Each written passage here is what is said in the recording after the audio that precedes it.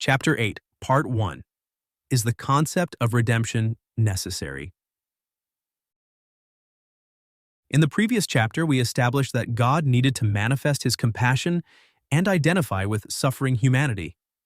Having dismissed myths about dying and reborn gods, which often depict private dramas irrelevant to mortal humans or dualistic conflicts, we find that the unique manifestation described at the end of the previous chapter exists only in the Bible.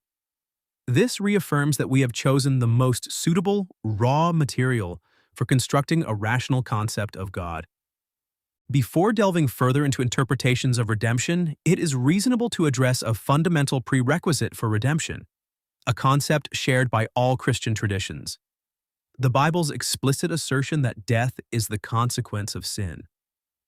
For the sake of rational analysis, however, let us consider the possibility that this is not an arbitrary decree, but rather a natural law, a cause and effect relationship devoid of contradiction. To illustrate, imagine someone repeatedly cutting their own body, deriving an inexplicable sense of pleasure from the act. Inevitably, this pleasure will prove fleeting. Even if the process will be regenerative, it is ultimately destructive in nature, perpetuating a circular pattern and halting progression. If you consider any modern practice that offers immediate gratification but lacks long-term benefits or progression, the parallel becomes clear. If God were not composed of a system of logical patterns clearly distinguishing between order and chaos, then God would cease to exist as a personal, spatial infinity. Without such consistent patterns, the very concepts of space and reality would collapse, as we discussed earlier. Another point of agreement among most Christian teachings is that Adam and Eve's choice to defy the laws of life established by God, laws that in essence reflect his nature, was expressed symbolically. This act was akin to raising an axe or crossing the Rubicon.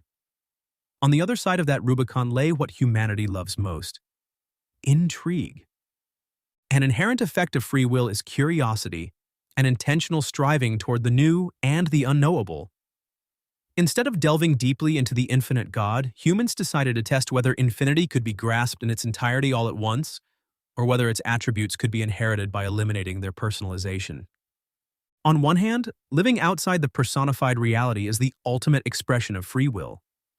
The perfect consciousness of the first humans experimented with this right, testing how far absolute goodness could go to preserve their freedom. If this interpretation surprises you, given the narrative is often reduced to a punishment for eating a piece of fruit, know that this is a typical straw man. Even ancient texts written for a primitive audience describe their desire not as hunger, but as a longing to comprehend boundaries. Furthermore, these texts present their exile not as a punishment, but as a compromise aimed at preserving their life. Naturally, God understood that in their attempt to quickly reach the limits of possibility, humanity had no intention of seeking death. Instead, they desired the hypothetical ability to absorb infinite resources and become gods themselves. In essence, they sought autonomy from the personified infinity of information, a means to bypass the process of infinite understanding and fulfill their innate longing for goodness with one decisive act. However, this pursuit implied the literal death of God. These motivations are evident in the allegorical dialogue between the curious experimenters and God. When confronted with the statement, "the consequence is death," the blame began to shift, from Adam to Eve, from Eve to the serpent, who initiated a philosophical discussion about existence while being legally present at the border of the Rubicon, and ultimately to the Creator himself. After all, it was he who permitted Lucifer to fall by granting free will. Strangely enough, God agreed to die, but declared that he would die gradually within them. This decision reflects a profound dilemma.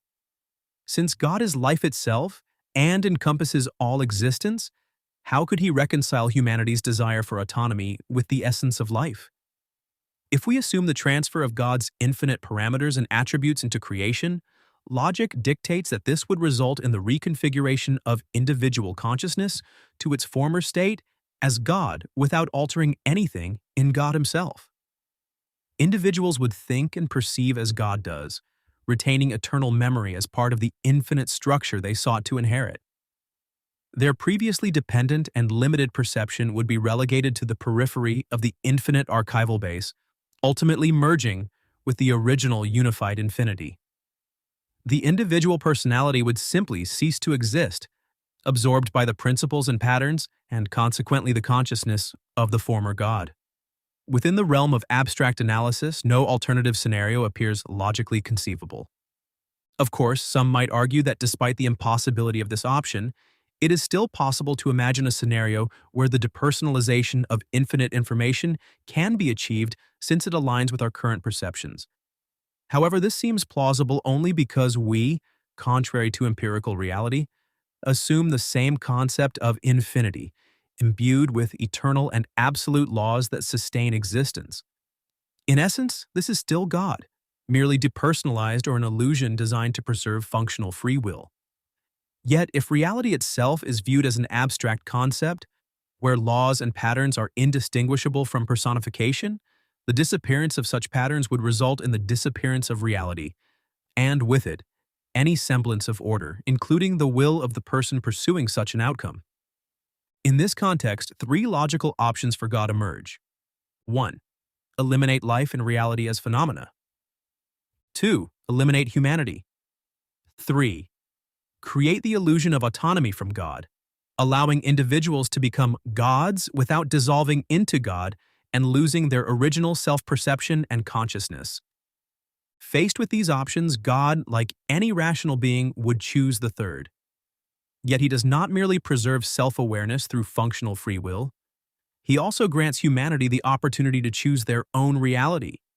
If humanity instinctively gravitates toward the patterns of objective rather than subjective reality, within the realm of philosophical analysis, including inquiries into the origin of life and the derivation of principles through the hypostatization of the ultimate outcome, which each defines as universal goodness, often accompanied by the pursuit of influence and control, and the manipulation of data to justify and reinforce superiority, then who knows, perhaps in the end, those who guessed correctly or resisted the pull of the masses may encounter the reality they preferred. However, this illusory autonomy falls far short of the absolute freedom humans desire. If God were to honor their will entirely and withdraw his presence, life would cease to exist, as it cannot be sustained apart from its source. Conversely, imposing himself would negate free will altogether. The Bible introduces grace as the resolution to this paradox, a concept I will outline briefly but not explore in detail here. Grace is described as an undeserved gift of life persisting even in the face of death. Physically, this is evident in processes like cellular regeneration, which prevent the body's immediate collapse. In this sense, God did not lie when he declared that Adam and Eve would die upon their rebellion. They did begin to die at the cellular level, partially severing their dependence on life's patterns. Yet this severance was mitigated by grace, enabling their systems to resist death temporarily, sustained by the energy of life itself. Grace, therefore, is an extraordinary act of generosity, especially when contrasted with the absurdity of humanity's desire for autonomy through the depersonalization of life. It is plausible that Adam and Eve sought to test the limits of possibility. While they were aware of the risks of finding themselves in a scenario, as they ultimately did, where their calculations of absolute autonomy might prove flawed, they may have considered this potential outcome acceptable. After all, it still granted them the opportunity to experience the perception of autonomy.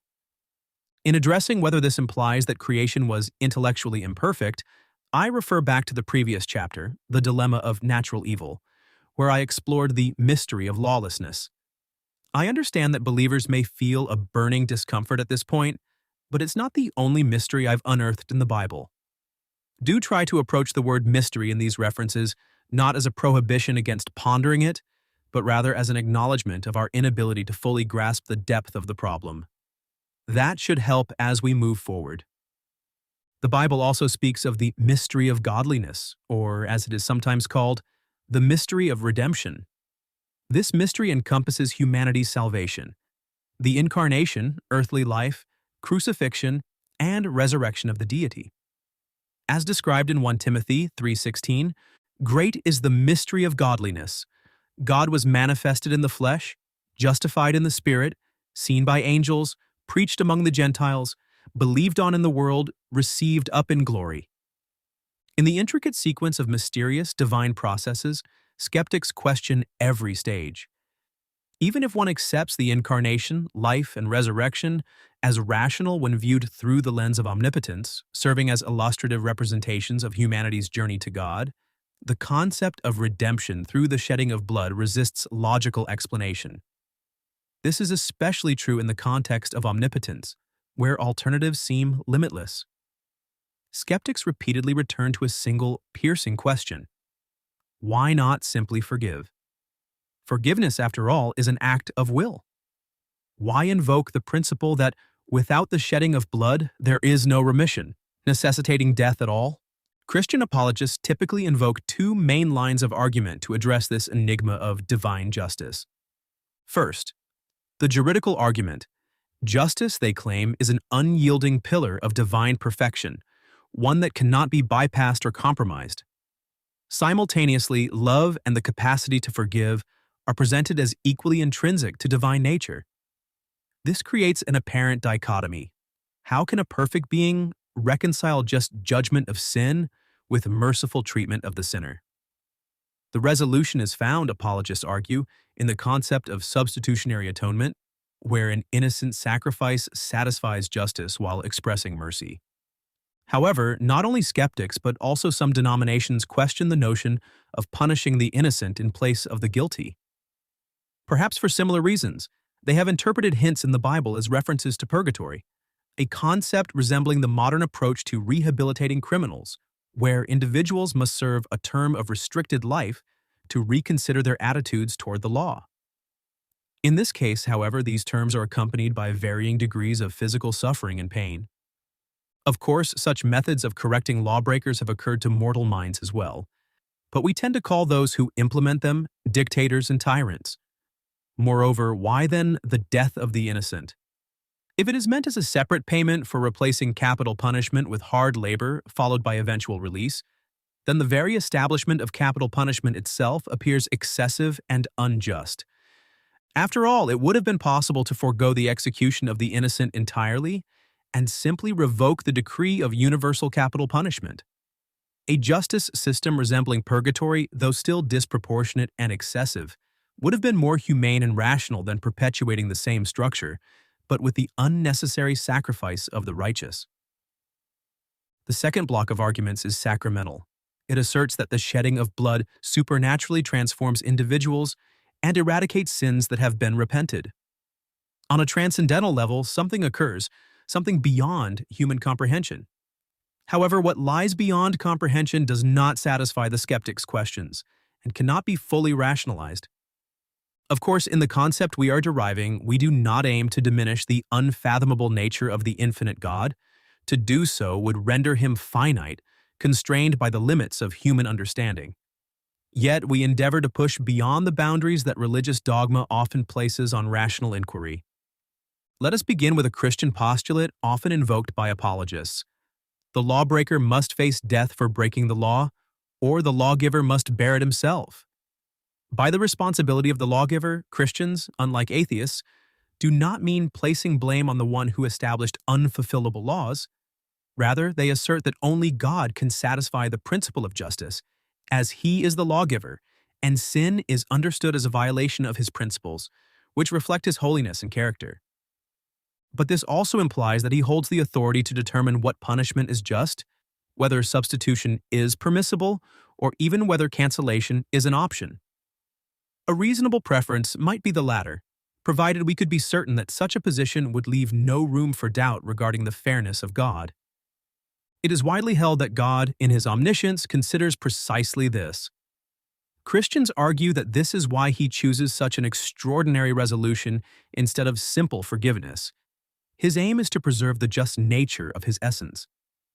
This reasoning leads to the central Christian claim of substitutionary atonement, the death of the lawgiver in place of the lawbreaker. However, even if we accept this premise, it still falls short of aligning fully with what it claims to represent. According to Christian doctrine, the lawgiver, God, does not die entirely. After all, Christianity asserts the existence of one God in three hypostases, three persons sharing one essence, collectively called God. Consequently, if the lawgiver is God, he must embody this role in his fullness and unity. The law itself reflects God's internal principles, his character. Thus, for the claim of the lawgiver's death to be coherent, it would require the entirety of the lawgiver to experience death. Yet Christian doctrine does not suggest this. The question is not whether the death of one hypostasis could suffice. Perhaps even an infinitely small fraction of the whole might theoretically be enough. Rather, the issue lies in whether this aligns with the central Christian thesis. Contrary to the claim, it appears the lawgiver did not die, or at least not entirely. Even if God did not die completely, we cannot assert that he remained entirely untouched by death. Perhaps the death of Christ signifies not the annihilation of God's being, but what might be described as a disruption of his integrity. In this hypothesis, Christ's death represents a kind of divine fracture, a moment when God's wholeness was disrupted. A fractured, defective God may no longer be entirely God as he ceases to embody the perfection by which he is defined. Who knows, perhaps, in this sense, we might speak of the death of God, not as the end of his existence, but as the disruption of his defining essence. The question is whether God can cease to exist at all. On the one hand, if he cannot, then he is a limited God, conditioned and lacking control over his own existence. In such a case, he would lack the very quality for which he endures human suffering, namely the volitional decision to live rather than existing as if programmatically bound.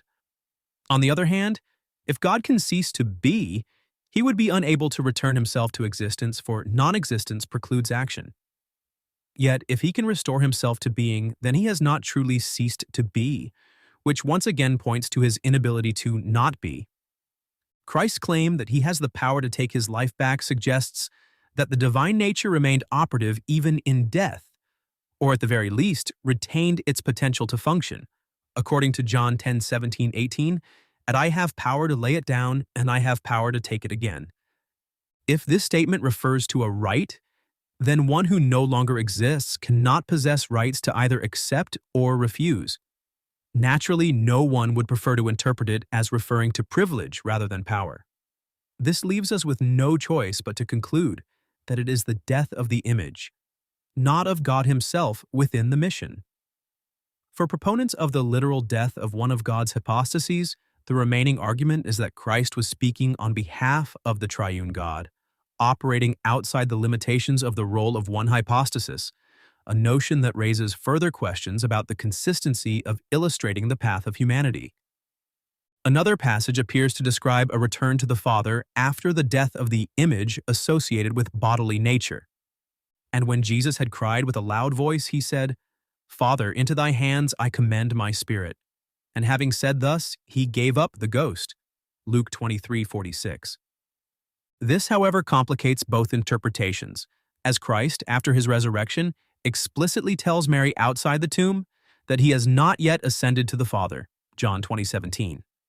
Still, both perspectives may converge to interpret this plea as an appeal for the Father to accept the sacrifice of a dying spirit or consciousness. Yet no matter how elaborately this episode is analyzed, all sides agree that God illustrates, even at this moment, the stages every human being is destined to traverse. Patience. As we near the conclusion of our exploration of sacrifice and are nearing a more objective perspective on atonement, a perspective that rationalizes its meaning and pushes the boundaries of a paradigm where God must somehow both die and remain alive simultaneously. In any case, the cited texts clearly speak to something beyond the simplistic dichotomy of lawbreaker and lawgiver. Another principle explicitly articulated in Scripture raises further questions. Without shedding of blood is no remission. Hebrews 9:22. It is evident that it is not literally God's blood that redeems. If God himself has blood, then his life must depend on it, making him subject to physical conditions, a notion fundamentally at odds with divine transcendence. Yet the Bible asserts that God has neither flesh nor blood. Instead, the blood belongs to the image of humanity into which God incarnated. Here we must acknowledge that God's ability to incarnate must necessarily be an essential aspect of omnipotence. Far from diminishing God, this capacity enhances his majesty by demonstrating personal involvement, a priority for any conceptual framework of an ideal God. Thus, the shed blood is the blood of the image. This is not to suggest that the shedding of blood was merely symbolic. However, we must recognize that this blood was shed within the confines of the incarnate image. From this follows, if the blood of the image suffices for redemption, then surely the death of the image suffices as substitution. Given that Christ was both fully God and fully man, this raises a further question. Was it truly necessary for God himself to die within this image? Such a conclusion may indeed diminish the perceived scale of divine sacrifice, but it elegantly resolves the issue of the dead but not dead God. Moreover, God's omniscience, that he would resurrect part of himself, namely one hypostasis, removes the anguish of uncertainty from the sacrifice. This awareness, shared by Christ in his diminished hypostasis, as is evident from his assurances to his disciples and critics alike, makes his death a short-term event whose dramatic weight is comparable to Juliet's staged death in Romeo and Juliet. Juliet's apparent demise left an indelible effect on Romeo, but only because he was unaware that she would soon resurrect. Of course, a sacrifice is a sacrifice, no matter how brief or calculated. Yet our task is to derive the most compelling paradigm of God's identification with humanity and his redemptive act, one that human consciousness can fully grasp while maximizing its emotional and intellectual impact.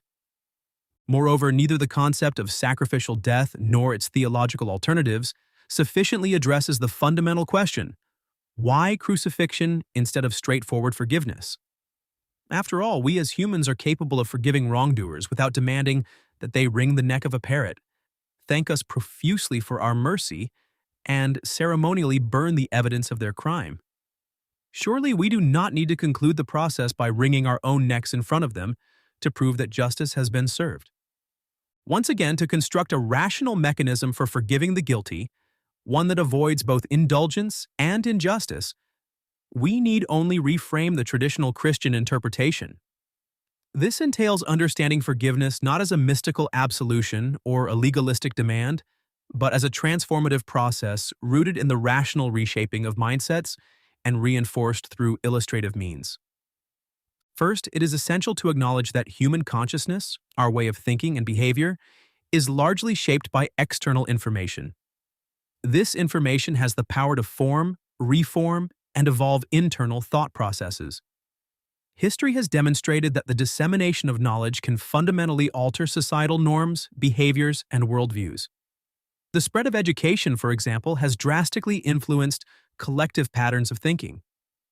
Pedagogical practice further confirms that the most effective method of conveying information is practical, visual, and illustrative, an approach that aligns with the inherent nature of the human brain.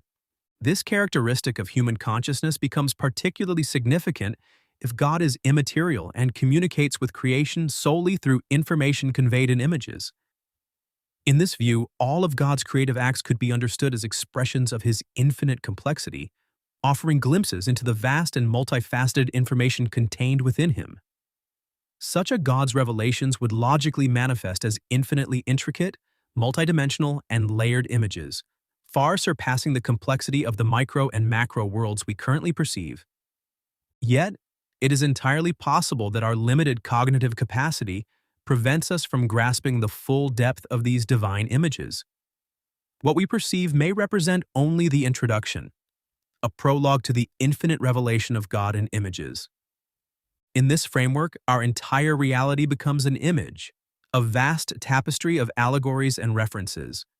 Accordingly, even God's interactions with humanity through the images of Christ, the Holy Spirit, and the Father must be understood as allegorical, designed to reveal to creation, made in God, who he truly is.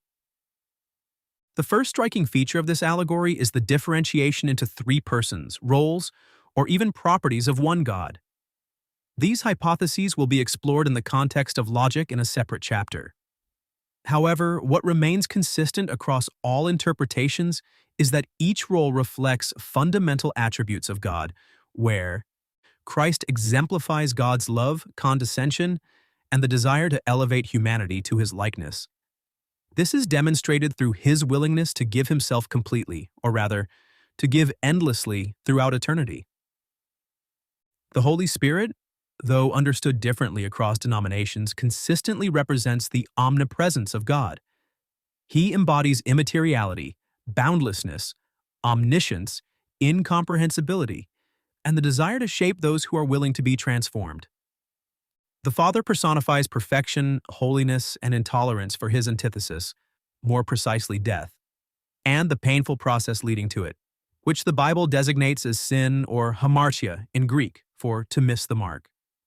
Most significantly, the Father symbolizes unity, holding the three hypostases as inseparable facets of one indivisible God, precluding any notion of multiple deities or distinct entities. In summary, it can be concluded that any manifestation of God serves the purpose of conveying information with a specific intent. Within the context of our discussion, this intent relates to the transformation of human consciousness, from a state of rebellion to one of alignment, as expressed through theological imagery. Now, closer to the topic of redemption, which, like all of physical reality, is inevitably an image in action, conveying information or expressing what God experiences as a whole. What might God, who identifies himself as I am, the very essence of being, experience when life coexists with death within him? Presumably, God experiences it fully. Not as a literal non-existence, for there is no suffering in non-being, just as death itself is not suffering for humans. Instead, God experiences the slow corrosion of creation, the splitting of structures by entropy. This suffering is not abstract, but acutely felt, both by humanity and by God, who intimately bears the pain of all that unfolds within him. If God is infinite, omnipresent, and the foundation of all existence, then nothing can exist apart from him. Reality, with all its contradictions, life and death, order and chaos, is not external to God, but exists within him. To separate God from reality is to diminish his infinity, for a God bound by such limits is neither omnipresent nor all-encompassing. Therefore, the suffering, decay, and death of creation are not distant phenomena for God, but processes he endures directly, because all creation is both in him and sustained by him. This reality reveals a profound paradox. Within the infinite God, who is the essence of life, occurs death, not as his own annihilation, but as a rupture within the creation he holds. God suffers as the absolute perfection, goodness, and life, confronting their antithesis. This suffering is not theoretical but deeply real, for God feels everything his creation feels, down to the smallest ripple of entropy. He is pierced, as if the cosmos were punctured by black holes, symbolically devouring what he brought into being. On multiple levels, God dies. As absolute perfection, he dies when allowing human will and autonomy to exist. At the moment creation chose an alternative, an eternal dormant possibility within omniscience, presented as conditional background information necessary for the activation of free will, reflecting godlike self-awareness. This choice and the subsequent activation of antagonistic information fractured the immutable reality within God, unraveling creation through suffering and death. For his principles, he dies through the necessity of direct intervention, accelerating entropy and destruction in situations that demand mitigating greater harm. In doing so, he sacrifices the principles of personal non-involvement with evil and unbroken perfection for the sake of the greater good. As a creator, he dies because not all of his creation recognizes him, bearing the weight of creation's judgment. Some blame him for this suffering, while others attribute it to his great masterpiece. God may have underscored this humiliation as part of his suffering at the moment of atonement. As the inviolable perception, he dies as the omniscient and all-feeling being, one who had never encountered suffering and evil in their actualized, manifested form, a perception that by logical necessity must differ from his eternal knowledge of these phenomena as mere potential within omniscient information. In the moment of actualization, he bore the totality of suffering from all sentient beings capable of pain, fully embodying the depth of human experience, every moment of anguish, every choice that led to it, and every distortion of creation's order. These distortions manifest through humanity's thoughts and actions, ranging from fleeting impulses to darker, calculated desires, indulging in excess, harboring envy for a neighbor, justifying deceit for personal gain, nurturing revenge for an offense, seeking domination, supporting wars out of national pride, or endorsing violence under the guise of greatness. Each act contributes to the gradual disintegration of life's intended harmony, undermining the fundamental laws of happiness and existence. In this way, God's sacrifice is not confined to a singular historical event. It is an ongoing reality, a continual act of self-giving, where God bears the weight of creation's corruption, entropy, and suffering. It is not about punishment or fear of losing the status of absolute perfection due to deviation from eternal parameters, but a cosmic revelation of divine love and redemption. This reveals a God so intimately bound to creation that he feels its every fracture. To insist on remaining purely undistorted and resistant to any internal change, that is, within his own perception, God paradoxically risks distorting the very concept of perfection. Such a God would be incapable of creating an autonomous, self-aware consciousness that could make independent choices beyond his control. Even if he attempted it, he would immediately destroy what he had created, unable to endure the pain of distortion and death within himself. This inability to bear imperfection would prevent him from allowing the necessary time for the genuine, independent decision to emerge, a decision to think like God, consciously desiring perfection. A God incapable of imperfection is imperfect. The concept of the death of God is the only framework through which philosophical thought can conceive of a truly perfect God within the context of existing reality. A dying God, one who endures imperfection, refuses to eradicate suffering outright, and bears all things with unfathomable patience, reveals the most profound facet of perfection: an unrelenting desire to multiply those who experience goodness, combined with a love so profound that it transcends and defies itself. In a sense, by replicating his nature of image and likeness within himself, God endures the pain inherent in the natural deviations of autonomy. Yet he allows all created beings to experience the essence of God, to be independent, self-aware entities.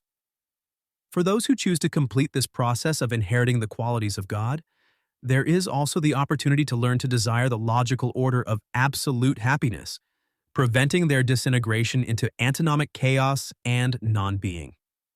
This love, expressed in God's gift, reflects his absolute nature. He remains the source of all life, the foundation of being, yet willingly suffers alongside creation.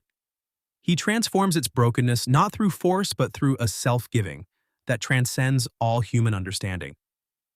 At first glance, it might seem that a more reasonable course of action would have been to eliminate imperfection at the outset, sparing himself and future generations of creation the agonies of suffering.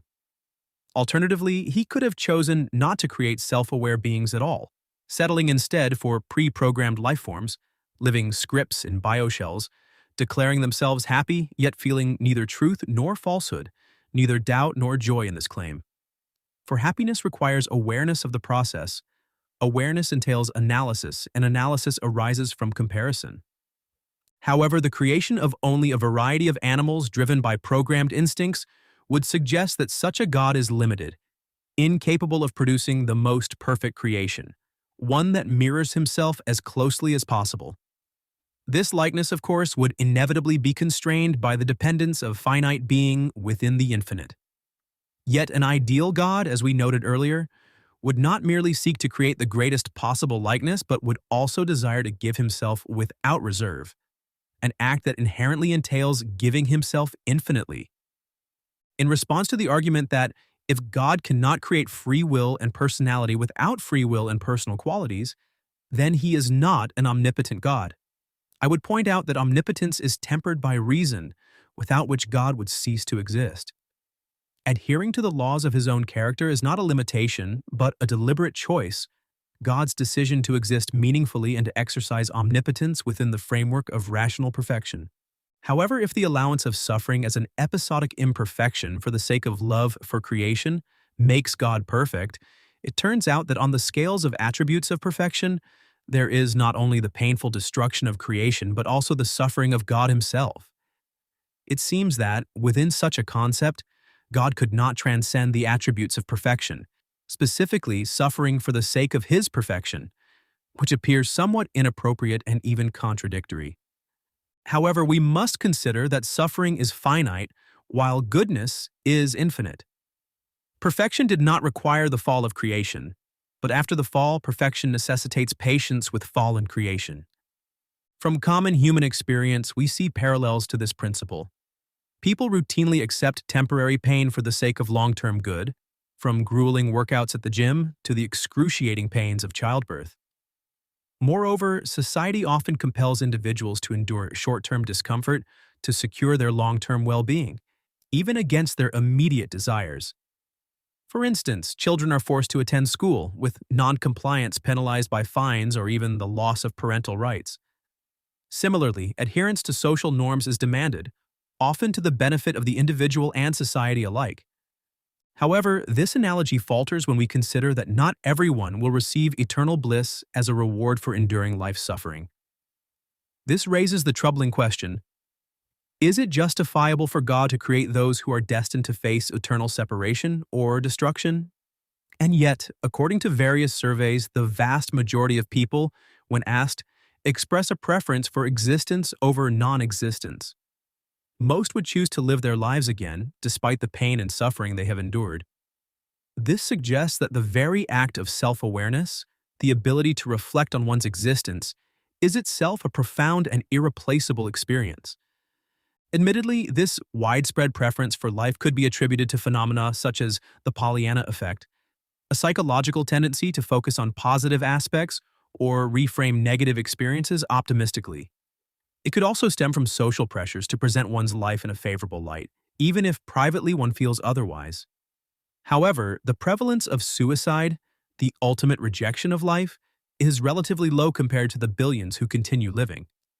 Even when it does occur, it often arises not from a rejection of existence itself, but from an overwhelming loss of perceived meaning or unbearable pain that eclipses life's value at that moment.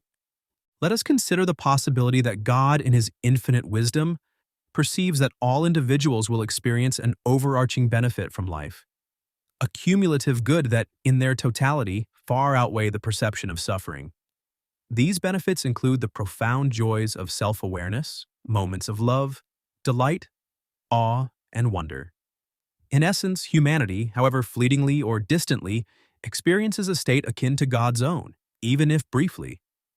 Their complaints, paradoxically, arise from an unconscious yearning for undistorted perfection, a deep-seated intuition they ironically reject, instead reshaping their desires around the destructive norms they have come to accept.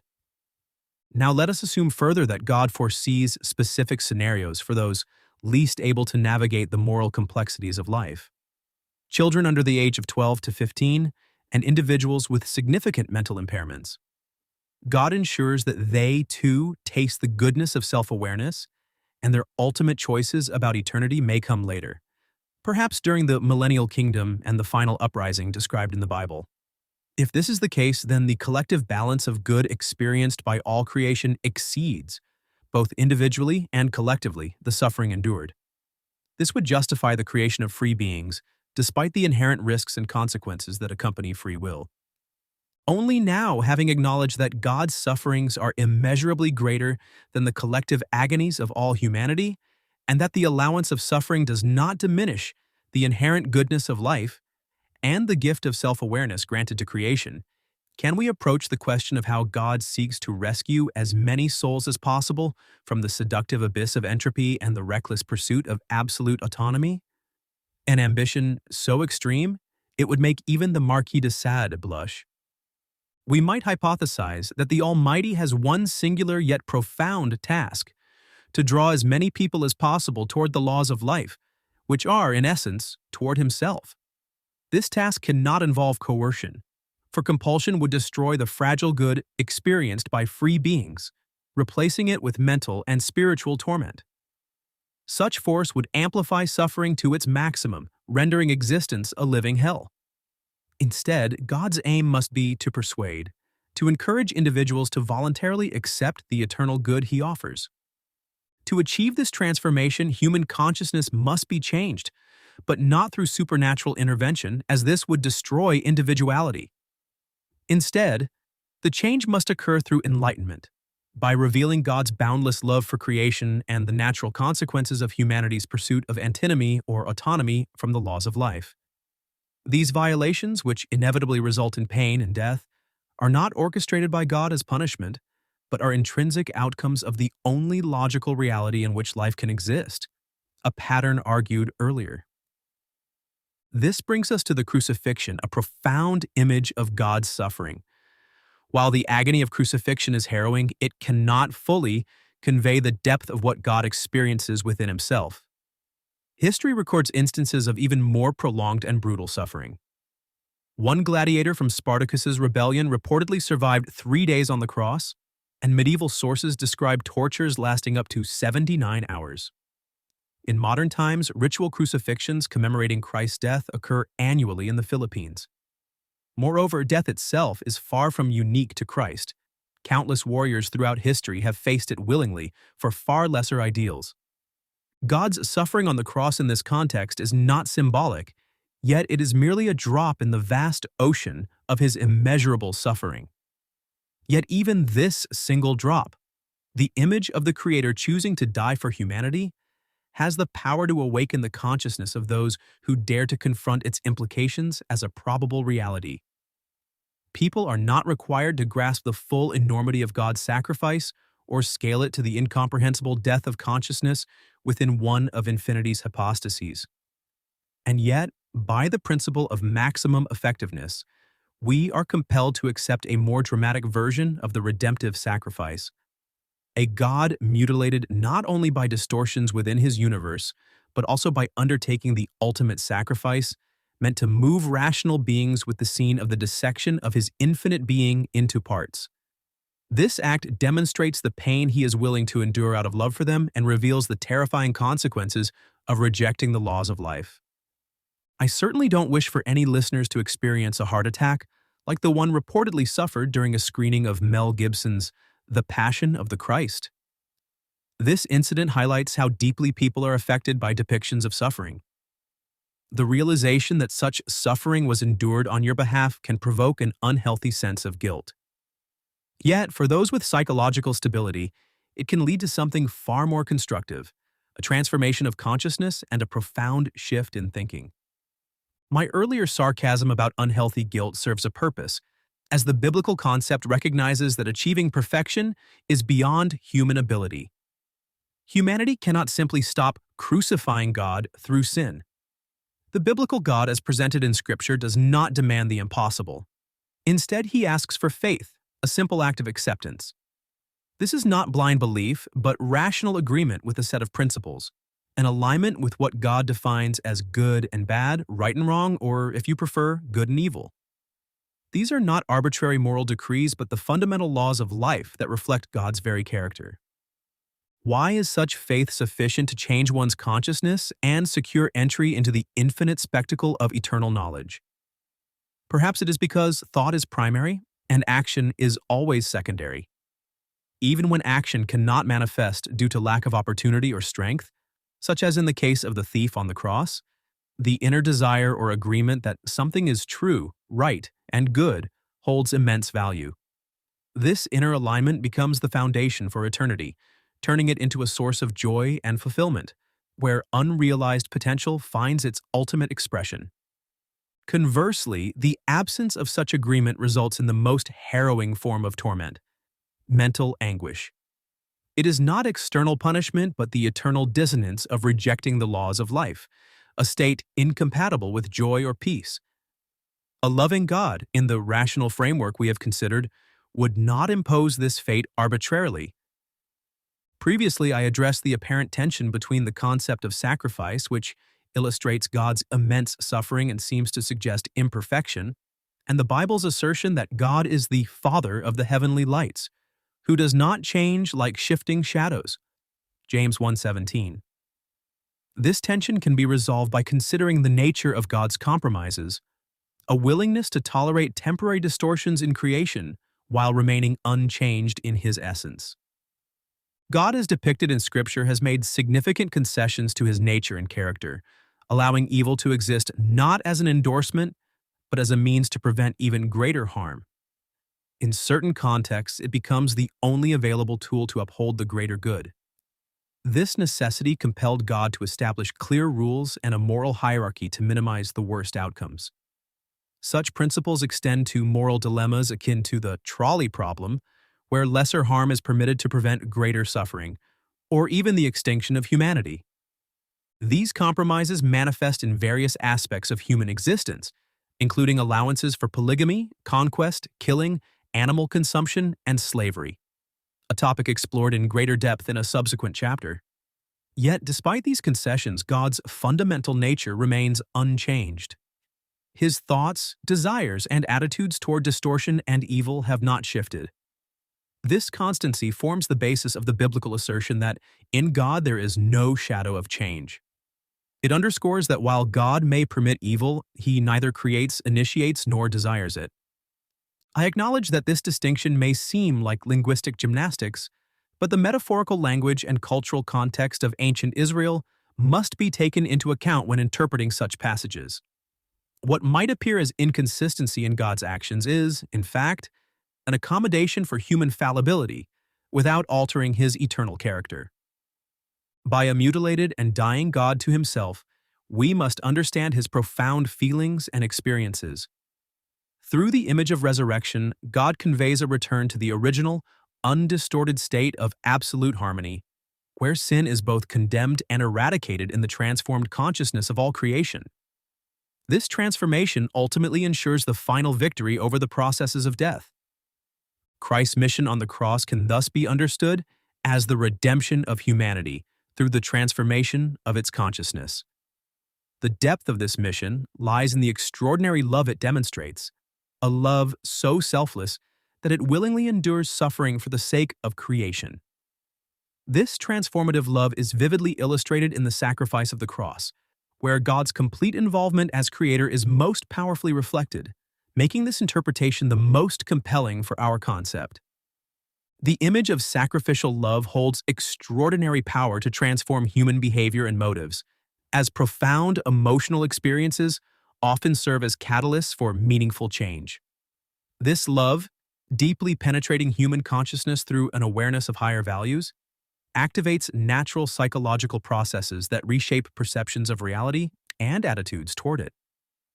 In this context, the means of redemption are offered, but the choice rests entirely with humanity.